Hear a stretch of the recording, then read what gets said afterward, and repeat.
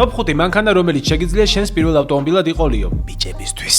მეხუთე ადგილზე გავიდა გაგიკვირდებათ და Volkswagen GTI. კი ბატონო, მე Volkswagen-ს დიდად ვერ ვიტან, მაგრამ Golf-ები მართლა მაგარია. ხიარული ავტომობილებია, მსუბუქად იმართება, პატარა ქალაქში შეგიძლია მარტივად გადაადგილზე, შეგიძლია გაერთო, პოპკორნს ჩაწერ, ეგრეიული მეზობლებს თავს აგინებინებ. კი ბატონო, ხშირად გაგიფუჭდება და ყოველ მეორე დღეს პროფილაქტიკაში იქნები, მაგრამ ახალგაზრდა ხარ, რაღაცა საინტერესო ხო უნდა მოხდეს შენ ცხოვრებაში ახლა. მეოთხე ადგილზე გავიდა 6 ცილინდრიანი Mustang-ი. კი ბატონო, ესენი ძალიან კარგი მანქანებია. 3.7 თუ იპოვი განსაკუთრებით, იმე უფუჭებელი არის. არასოდეს არ ფუჭდება ეგ მანქანა. ვერ გავაფუჭე. ძალიან სწრაფი არ არის, მაგრამ საკმარისად სწრაფია. და ესეთი მანქანა არა, ახალგაზრდას რო უნდა ყავდეს. თან ორკარიანია. მეგობრებს არ დაუჯეროთ რო გეტყვიან რომ 4 კარიაში ბევრი ნაშა ეტევაო. ბევრი ნაშას მაინც ვერ დაითრე უმეტესწილად რა. უბრალოდ ბევრი ძმაკაცები ჩაგიждდებიან მანქანებში და ეხლა შენი ძმაკაცების იღლისსუი თუ არ გინდა ისუნთქო, ორ ადგილიანი მანქანა თავისუფლად გეყოფა.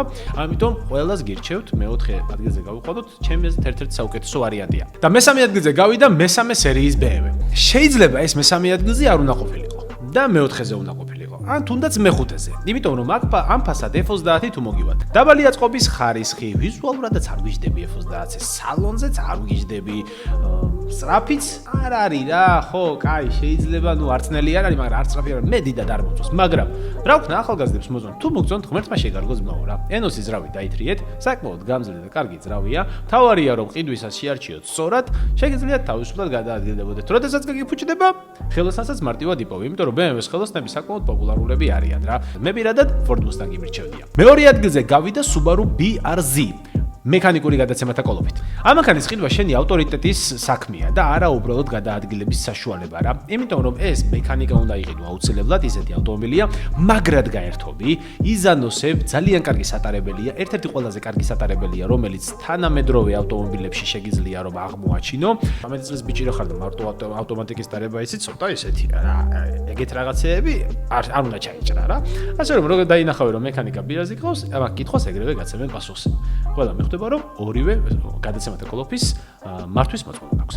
ახლა კი მოდი პირველ ადგილზე გადავიდე და პირველი ადგილი არის Mazda MX-5 Miata.